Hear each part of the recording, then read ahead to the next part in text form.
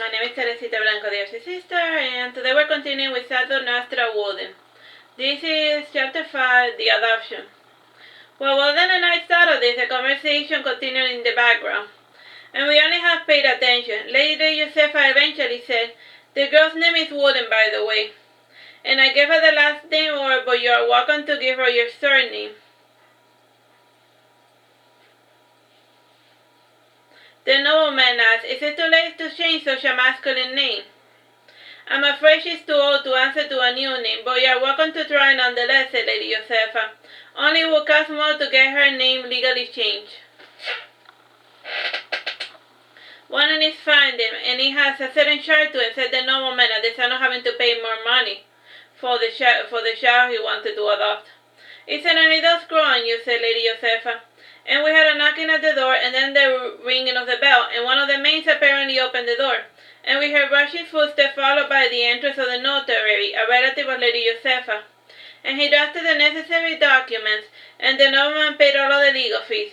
The nobleman eventually placed his seal on the paper before signing it with his beautiful calligraphy. The name read Sir Bruin Caliber, Master of the Swamp. Not the most impressive knightly name, but certainly not the worst I ever heard. "Ah yes, before I forget, Woden has a sister too, and it would be cruel for both girls to be separated. I can let you have the other child for a quarter of the price," said Lady Josefa. "Show me the other girl," said Sir Bruin, already feeling jibbed. Lady Josefa brought Bruin another raven-haired girl, and she had a sad, dogged expression on her face, and normally thoughtless her age would show some degree of emotion, but there was none to be found. And she observed both Lady Josefa and Sir Bruin with disdain, and petting her head, Lady Josefa said, "Look at how sad she looks. She must think that you're going to take her sister away forever." Sir Bruin kneeled down to get a better look at the newcomer, and her face with her large eyes, small nose, and hair lip reminded him a bit of a pug he had when he was little.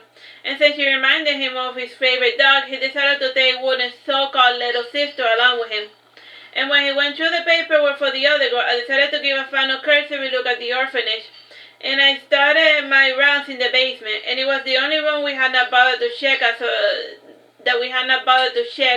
mainly because we forgot that it was there. The foundation seemed a little bit musty, and it smelled of charcoal, and I placed my hand through the brick linings, and I felt the ancient stone behind it. And the mansion had been built on top of some old ruins. And I started to search deeper to look for some stuff, but Woden said to me with her mind, "If you keep going down, I may lose track of you." Am I that close already?" I asked, referring to the other place. "As of late, my mother's mansion has been nearing the surface, and sometimes it has completely surfaced. And why this is happening is a matter of debate, and it is quite a mysterious place," explained Woden. I suppose I said, not too convinced, and many a time she spoke of that place like it was a living being or something, and there was something familiar yet alien about it. It is a sort of sensation one has when you're having the same dream for the second time, and I think the humans call it déjà vu. And in some books I read that this feeling is a type of epilepsy. However, we demons do not suffer from physical infirmities. And I suppose I should wonder a bit about my own anatomy, and humans have always been curious about their inner workings. And only we higher and also the lesser creatures pay no mind to it. We are what we are, and let us just move on with our life. And my train of thought was interrupted by Woden, who asked, "Did you find anything?" "Not yet, and I feel that this would be easier if we had a cat or something," I suggested. "Not all cats see things," said Woden, chuckling. And she was sitting down on the kitchen playing with a cat's-eye marble, and nobody kids would throw them around the floor and stuff, and Woden was just looking through different marbles to see if she saw something. And I never got what that was all about. And like her father, she likes to look through distorted ocular devices, and while her father had a thing for crystal, Woden preferred marbles, and they call it mirrormancy. The word mancy comes from the Greek word mantia, which means divination. And meanwhile, a mirror is any surface that reflects the light in any way that it preserves most of its characteristics. And based on the name alone, I can surmise that Woden is performing some type of divination. So that's why necromancy is could also be read as using the dead in order to perform divination. because of the word mancy at the end. It's not just about resurrecting corpses and whatnot. The main difference, I suppose, is that while divination comes from God or me, Miromancy has no prayer aspect about it, and they're not asking a specific question or looking for any type of portent. Rather, they are looking for anything that they find remotely useful. So while most seers look for specific answers, Woden and her dad prefer to look at the big picture. I suppose that is one useful way of doing the divination thing, and most people's questions are limited by their knowledge. And back in my day, nobody asked questions about space, aliens, or robots, and they could not even consider their home world was not the center of all creation. If you're so curious about my mirrormancy, you can just ask my dad, suggested Woden. That is easier said than done, I said, pouting. And I left the basement while walking around, and I saw a creepy crawling pass by, and with these and many others that I found, and we came to the conclusion that this mansion was back to normal. And by now Sir Bruin was done with the whole adoption thing, and he strapped on his back the little girl who was supposed to be Woden's sister. And Woden had apparently told the fellow that the girl was called Jotun. And the name rhymed with Woden, and as such Woden made a believable case for the girl being her relations. And the name Jotun in and of itself means so in Finnish. The name is very similar to Jotun, which was a race of beings that humans used to call frost giants. And back when I was in business, I used to read up on a lot of old-timey mythology, and it made my job of harvesting so much easier by calling myself God of this or that. And not even by any other name, it's still demonic, and I suppose the original phrase has something to do with the overrated flower. And I personally prefer the hollyberry flowers, and it can be used to produce quite the amazing tea. Then again, teas Woden and I consume are not meant for people with a weak stomach. And moving along, once little Jotun was strapped in, Sir Bruin took Woden by the hand, and together they headed out. And along the way to his manor, Sir Bruin stopped by the marketplace. At first he seemed to have the intention of buying Jotun and Woden new things. However, when he saw himself reflected in the middle of one of the shops, he had a second thought. And like most people who perform impulsive purchases, Sir Bruin was already feeling buyer's remorse. And then again, in his mind, he remembered the city park he had when he was a little boy, and it too had been an impulsive purchase. So he ended up adopting two little girls as an impulsive buy. He pondered if his wife had been in earnest all the time she said that she wished to have daughters instead of sons, and even his mother had said that toddlers in more than once when he was growing up. And Woden broke his stem of thought when she said, "There's no need to buy me anything, just focus on Jotun over there." "Ah, yes, right," said Bruin's son was snapping out of it, and clearly he was the type of human that was prone to sad thoughts. And then again, I never met a fellow who only had happy thoughts. And strike that, I didn't know a fellow, but he was a serial killer, and I will speak no more of the matter. A very distasteful fellow indeed, and not the brightest one. Live and learn, I suppose. And we at least got an eternity to do so as primordial demons. Bruin's first visit was at a clothing store, and he had a pretty elaborate poster painting, and it made even me desire to get a dainty dress. And it featured a bunch of maidens in fancy attire playing tag. And Bruin saluted the lady of the shop by removing his hat, and why yes, he did have a hat, and why have I not mentioned it before? Well, it wasn't too impressive. It was just one of those black hats with a feather. A bit common, don't you think? And who am I talking to again? Now back to the story. He had a hat and a red cape, which was currently housing little Jotun, and something about her dogged face made me smile. And he showed the little girl to the store lady, and at first she was shocked, but did not show it on her face, only that her eyes widened a little. Trained in the art of dressmaking, she knew that if she poked fun of her client's appearance, her store would empty out in no time. And based on the age of the child, she showed a series of dresses that were loose around the extremities, and with a short skirt that would not inhibit play. And normally children have miniature dresses like those of the adults, but the sales lady at Skylar Boutique was trying a new thing, and then I'm not used to buying children attire, bought the first couple of dresses that piqued his interest, and the first dress he chose was blue, like the dress his mother adored, and the second was pink, like his second son's favorite color, and the last four were green, like his favorite color. And he also provided for Jotun a nightgown and two pairs of shoes, And as we started to head out, he asked Woden, "And are you certain you do not want me to get you anything?" It's fine, I have all that I need," said Woden, squeezing his hand emphatically. And St. Bruin, a bit of a coy fellow, took it as a compliment, and Woden can be quite nice when she has a mind to do so. And we left the dresser with Bruin guiding the way, and from time to time I saw a couple of fellows glaring at me, while random street animals fled or hissed at me. And I do not know why I never got along with animals. I suppose it must sense my killer instinct or something. It is true that in the past I had a bit of a murder spree, but these days I can barely work up the energy to even engage in serious battle, let alone fight a weakling. And from time to time, Bruin would turn around to look behind, and to see if he could sense me. I started walking ahead of him, and he did the same thing twice more, so I breathed more easily. And Woden too started looking behind her, gripped by Bruin's paranoia, and when he finally reached the gates of his house, he breathed in more easily. I made it home. And nice manners were of a different kind, and they usually had living with them all their underlings, like their squires, pages, and companions in arms. And these people were housed in separate building complexes, and they performed typical guard duties as well as basic training. As was tradition among knights of these regions, they were all of noble blood, even the apprentices. In this group there was at least 30 as far as I could count.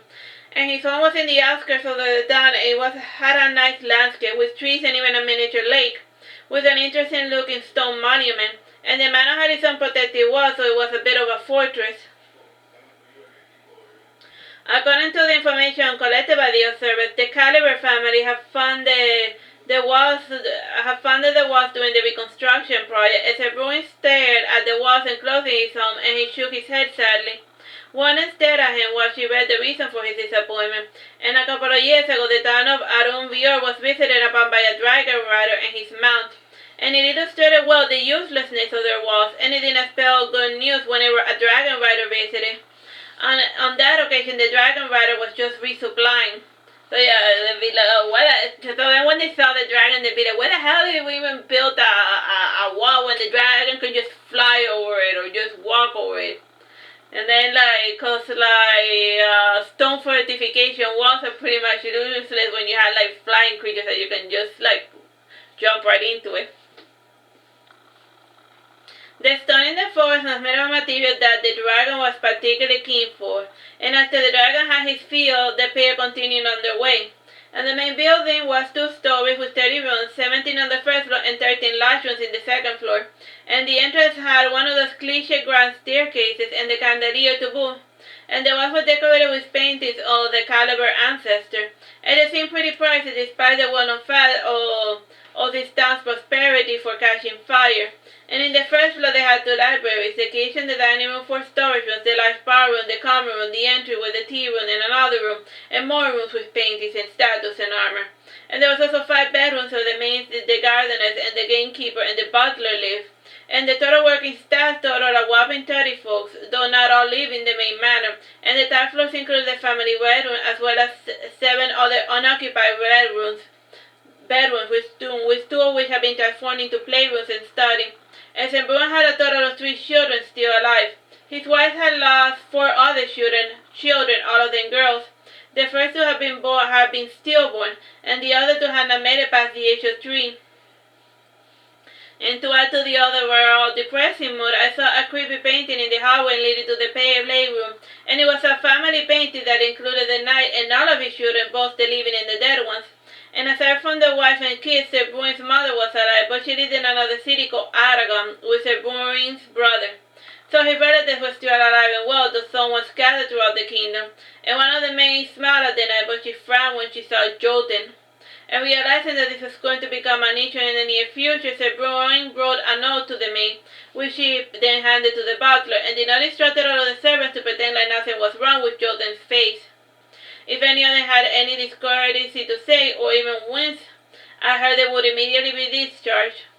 And although while this transpired, Woden was a bit thoughtful and paranoid, and from time to time she wiggled her left eye to look behind her, and this eye in particular had better peripheral vision than the right. And I too retained part of my original past form in order to get a better grasp with my surroundings. And there was nothing behind us, and yet we could not start shaking the suspicion that there truly should have been something there.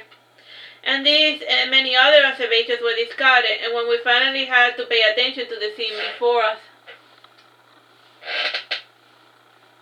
The current Miss Caliber was a dainty lady of 56 years of age, and she was about 6 years Sir Bruin's senior. So she was 56 and her husband was 50. The pair had married for love when they were young, which was a bit unusual for this era. For being 50, Sir Bruin was in pretty good shape, and what they said to me and only me, the humans in this world tend to age at a slower rate than the ones you are familiar with. Well, even on my day, the lifespan of humans was always increasing, though they did not notice much because the days were becoming longer at the same rate as their lifespans increased, I explained. If you say so, said Woden, not too convinced. And like I was saying, the Lady Caliber looked like she was in her mid-30s or early 40s, and despite looking younger, the human females in this would start becoming infertile after the age of 40. And while I ruminated about the lady's age, Woden was paying attention to the scene that was unfolding before her. And the lady Philippa was in the middle of a rehearsal, and she was trying to teach her youngest son to play the violin, and the your lad was butchering the violin, and there isn't a sound as painful as the one produced by a violin being held in unskilled hands. The horrid demonic sound ended when the king noticed his father and the two little girls, and the boy was the first to speak. "Did you buy mother the daughters she wanted?" "Oh, Broomy, you didn't," said Lady Philippa, shaking her head sadly. And then with a stronger voice she added, "You had to take them back."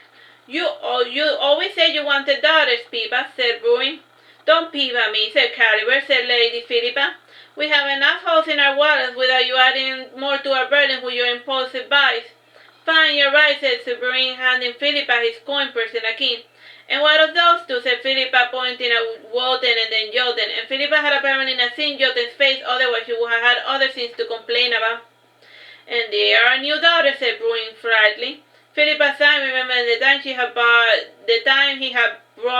her that annoying dog as a present, and after rubbing her temple, Philippa said, "Look, if you wanted to take those urchins as pets, that is fine, but do not pretend to parade them around as if they are our own flesh and blood or even our same station."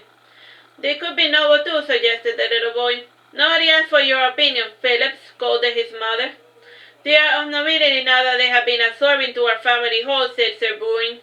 "Yes, but throw enough dirt into clean water and it will turn into mud," rebuked Philippa. Woden sighed and looked contentedly at both Sir Bruin and Philippa, and Woden then said to me, "I have more royal blood than those two fellows put together." "Don't you need to have been born of a royal family to be of nobility?" I corrected. "Yes, indeed, and I was born to nobles too.